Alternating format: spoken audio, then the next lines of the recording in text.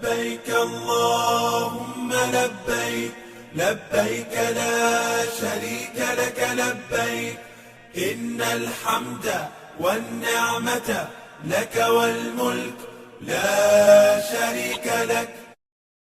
عید قربا کی آمد آمد ہے. ہر سال لاکھوں مسلمان فریضہ حج ادا کرتے ہیں اور 9 ذی الحجہ کو حج کا خطبہ پڑھا جاتا ہے. یہ خطبہ پوری دنیا کے مسلمان ذوق و شوق سے سنتے ہیں.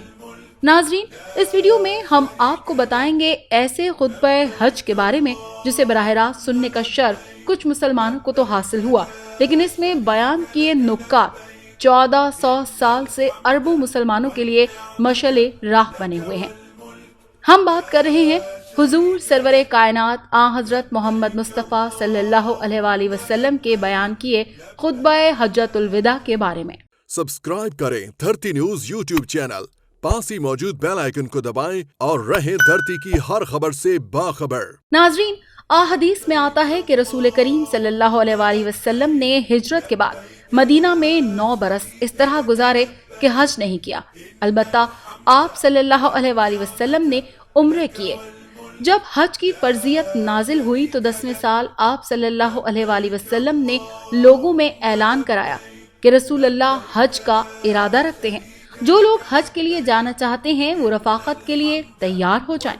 اس اعلان کو سن کر مخلوق خدا کی ایک بہت بڑی تعداد مدینہ میں جمع ہو گئی.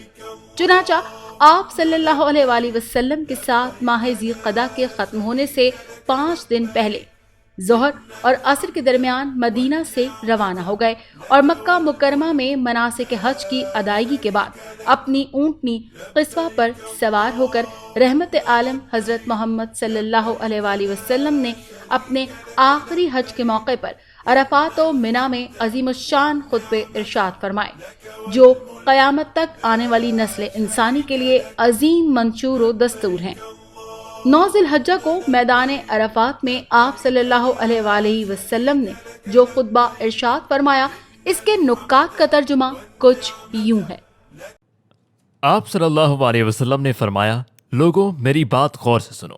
میرا خیال ہے کہ اس سال کے بعد اس جگہ پر تم سے نہ مل سکوں اور نہ شاید اس سال کے بعد حج کر سکوں.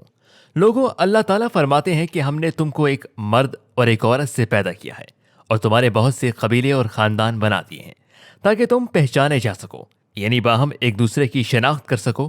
اور اللہ تعالیٰ کے نزدیک تم میں سے زیادہ عزت والا وہ ہے جو زیادہ پرہیزگار ہے. کسی عربی کو اجمی پر اور اجمی کو عربی پر کوئی فضیلت اور برتری نہیں ہے، اور نہ کسی کالے کو گورے پر اور گورے کو کالے پر فضیلت اور برتری ہے. صرف پرہیزگاری کی بنیاد پر ہے. تم سب لوگ آدم علیہ السلام کی اولاد ہو اور آدم علیہ السلام مٹی سے پیدا کیے گئے ہو. خبردار، خون یا مال کا ہر وہ دعویٰ جس کے لوگ مدعی ہیں وہ میرے قدموں تلے ہیں، یعنی میں اسے باطل قرار دیتا ہوں، مگر بیت اللہ کی نگرانی اور حاجیوں کو پانی پلانے کی خدمت حسب دستور ملے گی. اس کے بعد آپ نے توقف اختیار کیا اور جو فرمایا، اس کا ترجمہ کچھ یوں ہے. زمانہ جاہلیت کی تمام رسمیں میرے قدموں کے نیچے رون دی گئی. زمانہ جاہلیت کے تمام خون خواہ وہ کسی کے بھی ہوں معاف ہیں. اب فریقین میں سے کوئی اس کا بدلہ نہ لے گا. میں اس سلسلے میں سب سے پہلے اپنے ہی خاندان کا ایک خون جو ربیع ابن حارث کے بیٹے کا ہے معاف کرتا ہوں. دور جاہلیت کا ہر سود معاف ہے. اس قانون کی ابتدا بھی میں اپنی طرف سے کرتا ہوں اور اپنے اب محترم چچا عباس کا سود معاف کرتا ہوں. ان کا سود سب کا سب معاف اور کالعدم ہے. اے لوگوں، تمہاری عورتوں پر تمہارے کچھ حقوق ہیں اور اسی طرح تم پر تمہاری عورتوں کے حقوق ہیں.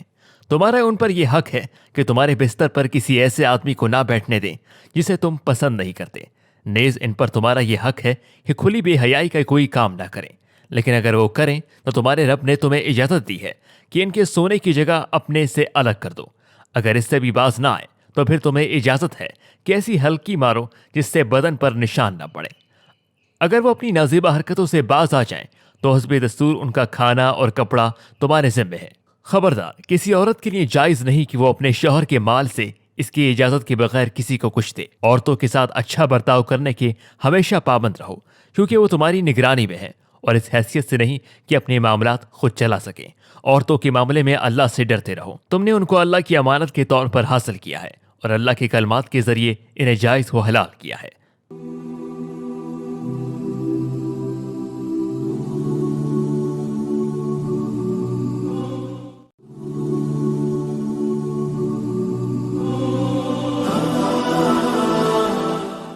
ناظرین، خطبہ حجۃ الوداع میں آن حضرت صلی اللہ علیہ وآلہ وسلم نے وراثت کے متعلق رہنما نکات بتائے، جن کا ترجمہ کچھ یوں ہے۔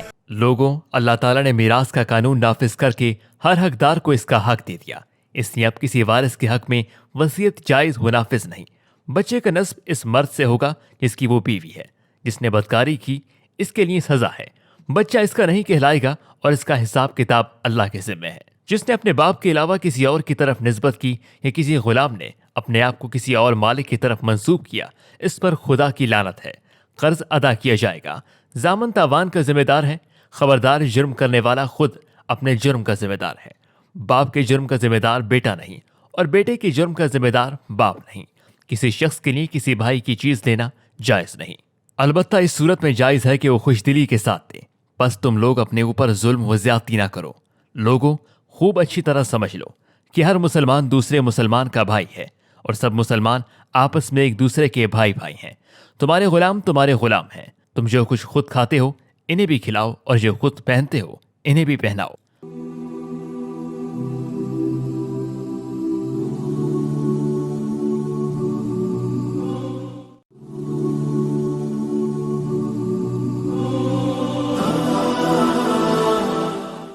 ناظرین، سرور کائنات نے آخری خطبہ حج میں کچھ ایسی ہدایات بھی دی کہ صد افسوس جنہیں مسلمانوں نے جلد ہی بھلا دیا، اور نتیجہ یہ کہ آج آپس میں بٹ کر رہ گئے۔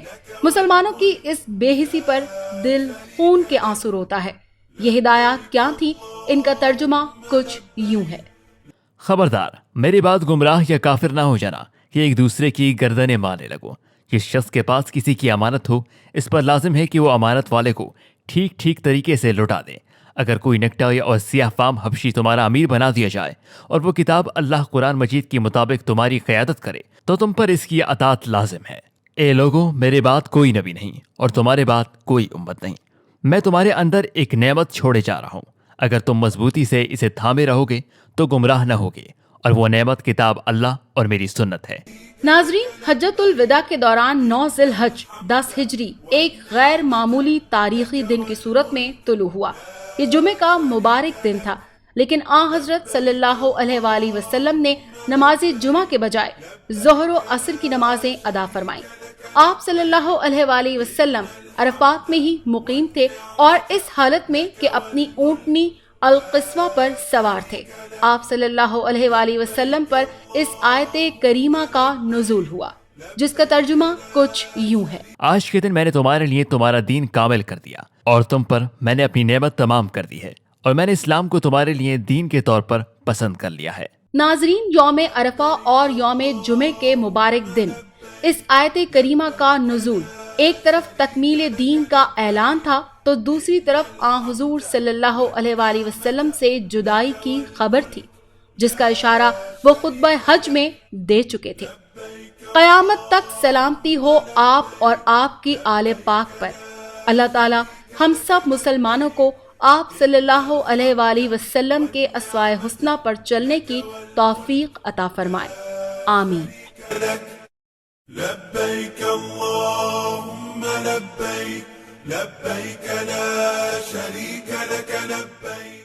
سبسکرائب کریں دھرتی نیوز یوٹیوب چینل، پاس ہی موجود بیل آئیکن کو دبائیں اور رہیں دھرتی کی ہر خبر سے باخبر۔